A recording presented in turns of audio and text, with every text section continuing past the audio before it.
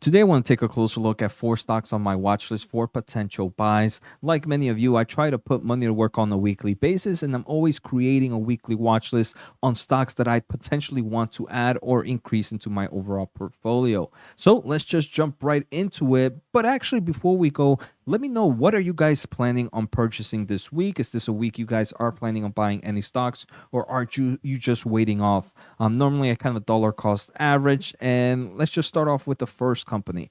I want to say the first two stocks are going to be ones that I believe have huge growth potential and huge growth opportunity. Unfortunately, usually when a company has a huge growth opportunity, it usually means that they also are a little bit more on maybe the riskier side. The first one I want to take a closer look at is Twilio, ticker TWLO. And this is a company that we can see from its all-time highs. The stock is down roughly 85%.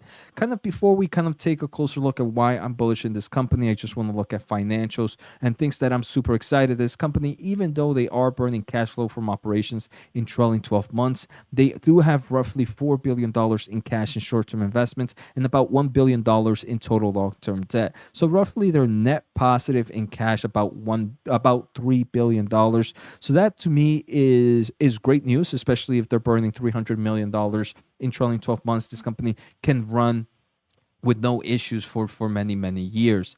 The other things that I am super excited about Twilio is this company is expected to grow at strong levels. We can see the current fiscal year is expected to be roughly $4.1 billion in total revenue. Next year is expected to grow over 10% to 4.6, and the year after that is expected to grow 5.48. I did create a small kind of data chart here, and we can see with the current market cap of roughly $12.3 billion, that means with the current fiscal year expected this year, price to sales ratio is roughly 3. For next fiscal year is roughly 2.6. And for revenue, 2 fiscal years from now is roughly 2.2. So in my opinion, this is definitely a cheap company compared to where it's at. And the main reason is this is one that's really focusing in artificial intelligence. And I know that is a crazy buzzword right now, AI. What does AI have to do with especially Twilio and the communication base? So Twilio has been a leader, right, in kind of communication creation. And the great thing about it is they have collected tons and tons of data. And when it comes to artificial intelligence, especially right now, obviously maybe that might change in the future, but where we're at right now, data is the key for you to have some amazing kind of large language model, some kind of, so that data set is worth a lot, in my opinion, for the potential growth of your AI product. And I do believe Twilio has an amazing data set, and we can continue to see how this company continues to expand into the AI market. They recently announced on June 7th that they partner up their partnership with Google Cloud. They've also kind of made a partnership with Frame AI to kind of continue with that content center AI. And earlier in June 6th, they also kind of mention customer AI, which is a technology that uses their large language model with the rich data set that Twilio has to kind of improve their engagement platform. So for me, Twilio is a company that's really in the turnaround story, right? The company is shifting around the way its business model is doing. They have a mature opportunity and a growth opportunity. They've also are laying off a nice amount of employees, unfortunately. So in my opinion, this is really a turnaround story. And I do believe because of the strong data sets that they have, they are they are ones that have huge growth opportunity in this space. So that's gonna be my first company. The second company I want to take a closer look at is Roku, ticker ROKU. And the reason I'm bullish in Roku is because I am very bullish in the advertisement market, especially in the connected TV advertisement market. We can see Roku right now is down roughly 85% from its all-time highs.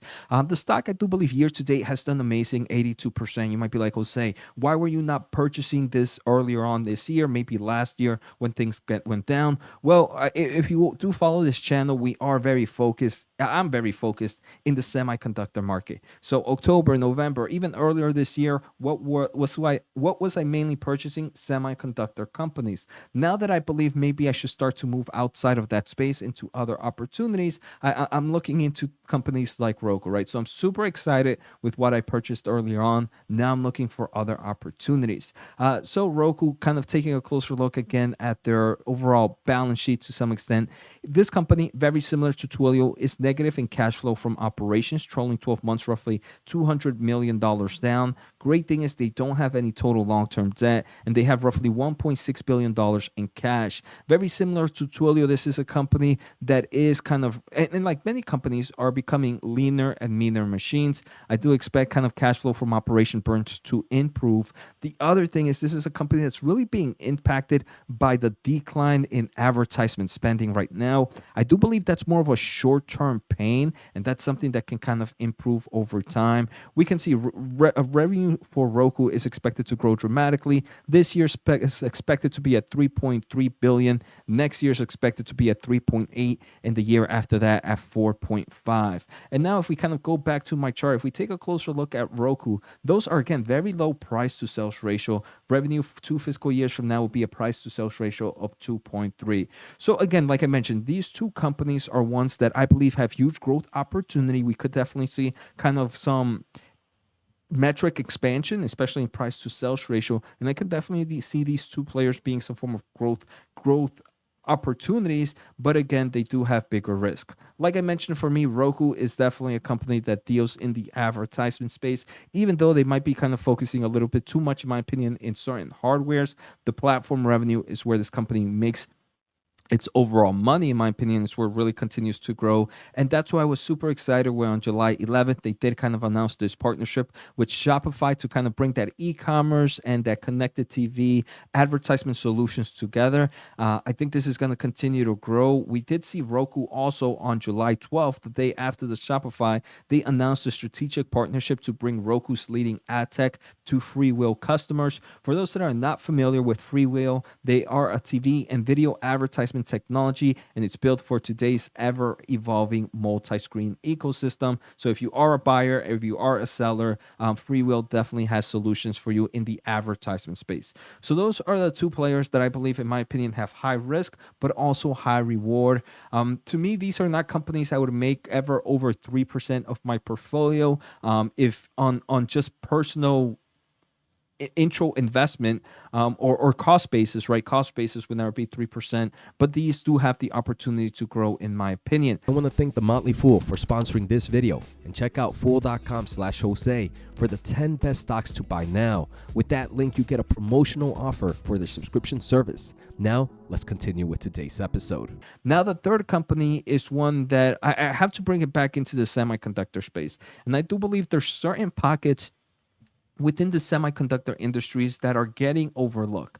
Qualcomm is one of those. So Qualcomm right now, ticker QCOM, this is a bigger market cap, 136 billion, while the other we were looking at were closer to 10 billion. This is a different breed, right? Obviously, this comes with a nice dividend yield. So I do believe that kind of gives you a little bit more kind of peace at mind when investing in a giant. Qualcomm is profitable. Nice PE ratio right now of 13.15. Even next year, when maybe revenues are not expected to be as high or earnings to be as high, this is still super profitable with some great kind of PE ratios. So if we take a closer look at their kind of fundamentals, this company does have a nice amount of total long-term debt, roughly 16 billion, but they are positive in cash flow from operations trailing 12 months, roughly 9 billion, and roughly 6.7 billion in cash and short-term investments. So even during this downturn, in such a huge inventory correction we're seeing in the mobile market, this company still was able to have roughly $9 billion in cash flow from operations in the trailing 12 months. So I believe this is definitely a great opportunity, a company that's not going to go down or out of the race anytime soon. Obviously, stock prices are very, very volatile. The stock is down roughly 35% from its 3-year high. And I do believe right now we are seeing that pocket of weakness in the mobile market. We can also see PE ratio, maybe this current fiscal year might not be the greatest. It might jump up to 14.8, but next fiscal year is expected to drop down back to 13. And I do believe the market is underestimating Qualcomm a nice amount. Qualcomm, while it is a company that focuses on the mobile market, they do have a lot of great opportunities in things like Internet of Things, and especially with the AI market. We can see their chips, I'm looking for the picture right now, go into pretty much all technology that we have, handset, networking, IoTs, wearables, hearables, auto, tablets, PC, XR, VR, and the list goes on and on. And they do believe that thanks to this AI market, they are creating what's called the future of AI, hybrid AI. And hybrid AI is bringing certain AI workloads to local devices. Right now, every kind of AI workload usually happens on the cloud. That is not going to be sustainable for big tech players. What's going to need to happen is bring some of those AI workloads to the local products, and Qualcomm is a great leader as their chips already have some form of AI engine to be able to do that. Like I mentioned, Qualcomm's definitely a great play. They are mainly in the handset market. And I do believe that's not going to change within the year or so, but they do have growing opportunities in the automotive space and in the Internet of Things space as they're focusing into other players like the PC market as well. So that's my stock number three. Number four is another one that's hated, in my opinion, and that's PayPal. I feel like everybody says, hey, who uses PayPal anymore? But the great thing about PayPal is they are expanding outside of that unbranded platform. So even when you don't know you're using PayPal solution, you're most likely using PayPal solution. So right now, market cap of roughly $80 billion. We can see this company is positive in cash flow from operations, trailing 12 months, roughly 5.8 billion. They have about 1-to-1 ratio in cash and short-term investment and total long-term debt. I'm super excited about that, right? Because it kind of then this company, in theory, is not expected to go down anytime soon in forms of the business ending. We can see from its all-time high, the stock is down roughly 76%. I do believe the e-commerce market, very similar to and PayPal, right? This is a company that pretty much depends on transfers and transactions, right? Transactions is what really helps PayPal grow. Right now, we're seeing that weakness in the ad spending market, right? Because probably there's not too many buyers. If there's not too many buyers out there or shoppers out there, you're obviously going to see a weakness in transactions and you're going to see a weakness in companies like PayPal. When I do believe the advertisement market picks back up, which is great news from Roku, we are going to see an increasement in companies like PayPal because of the growth in transactions. We can see PayPal's forward PE ratio forward 1 year is expected to be 12.7. Again, a company that I don't believe is a value trap. They are expanding into numerous markets. A few things is now, for example, they're introducing tap to pay for Venmo and PayPal Settle in businesses in the United States. So tap to pay enables small businesses to accept contactless payments, including cards and digital wallets, in person directly on their mobile device with no additional hardware or upfront cost. And they do mention that tap to pay is rolling out to select Venmo business profile users and will be available for all Venmo profile business users in the United States later this year, right? So pretty soon. So that's pretty exciting. Some other great news about PayPal. They did announce, this is the other one, but in early May 22nd, they did announce that they are introducing Venmo teen accounts. I do believe this is great news, right?